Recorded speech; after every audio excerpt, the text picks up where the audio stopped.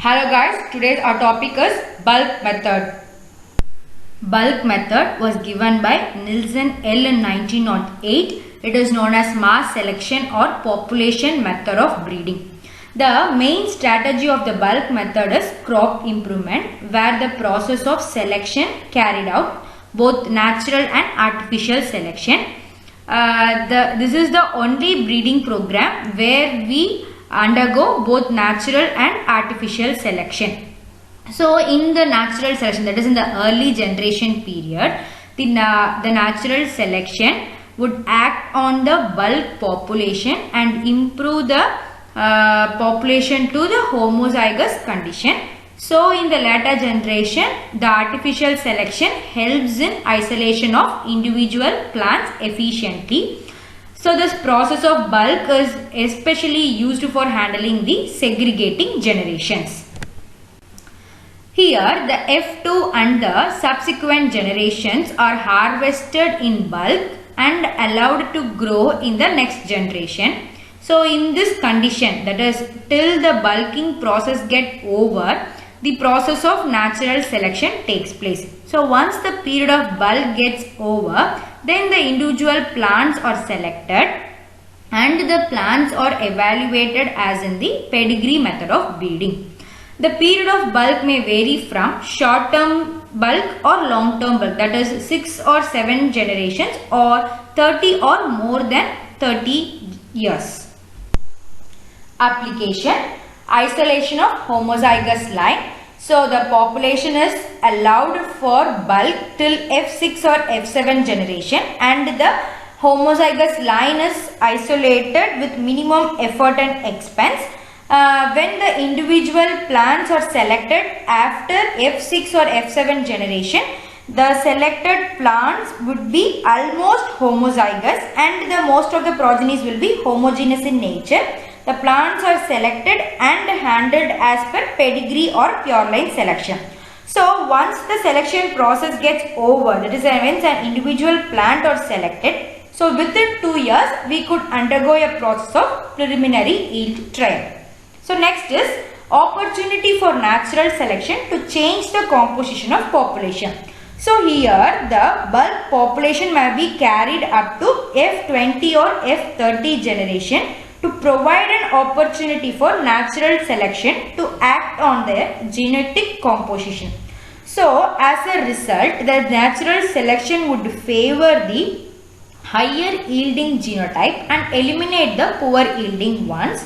So virtually the homozygosity of the plant get increased. So this is known as the evolutionary method of breeding.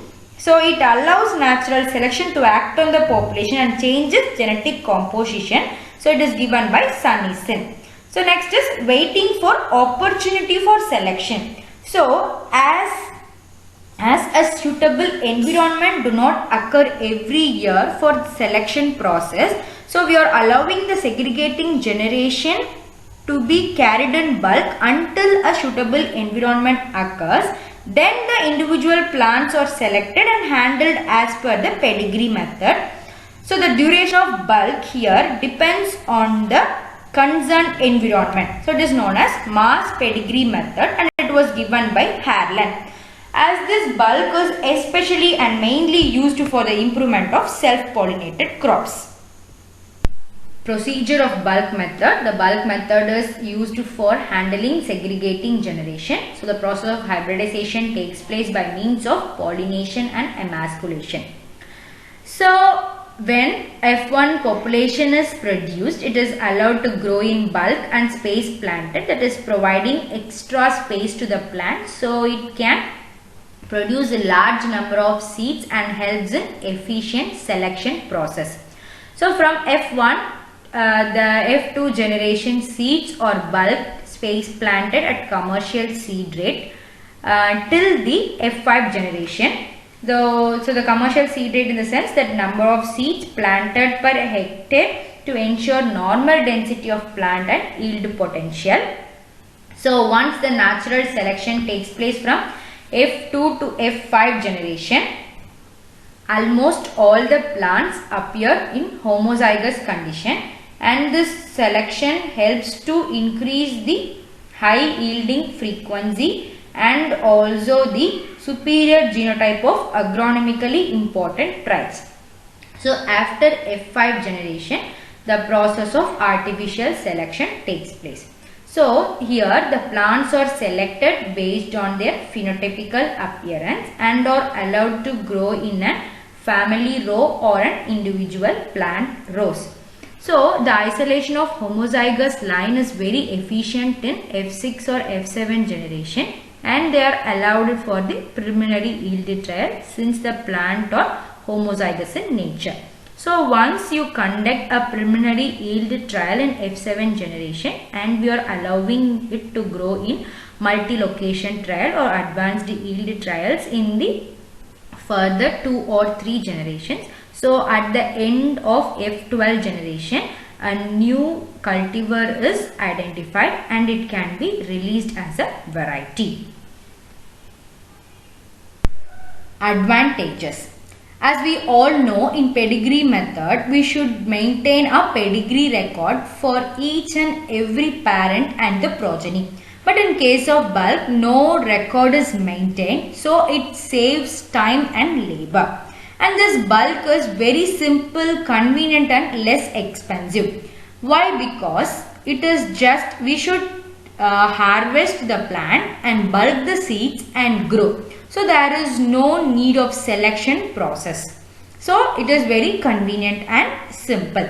And the progeny selected from long-term bulk, that is for nearly 20 years or 30 years. So but in this case of long-term bulk, the selection is very effective at the end because the progeny would be completely homozygous and homogeneous in nature than selecting the plants in the F2 generation. And also the main reason is that the natural selection. So this is the only breeding procedure where we allow natural selection to involve in the breeding process. So the natural selection would increase the frequency of the superior genotype, that is it would increase the high yielding genotypes and also some superior agronomical traits to increase in the population.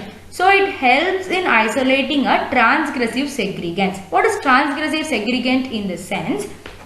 That is producing a progeny which is superior to both of the parent. And also the artificial selection. So once natural selection completes and then the artificial selection takes place, it would help to increase the frequency of desired types. And it is mainly suitable for improvement in the small grains. As this bulk is especially used in the strategy of crop improvement. It is useful in the improvement of the crop. Disadvantages.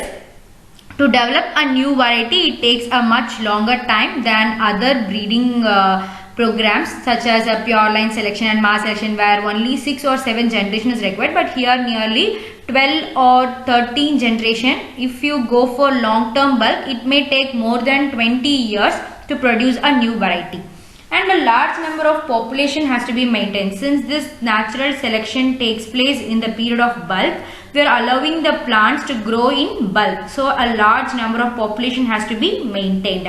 As there is no record of pedigree records, so the character that are inherited and the informations cannot be obtained. And this natural selection sometimes may act against the agronomically desirable traits. And the breeders will have a less opportunity to involve in the process of selection, as artificial selection takes place after the natural selection in the bulking period. So as in some cases for generation advancement, we will go for off-season crops or greenhouse condition. So in case of this bulk method, the off-season crops or the greenhouse condition is not suitable because since the difference would create a large genetical variation in the target location. Thank you guys.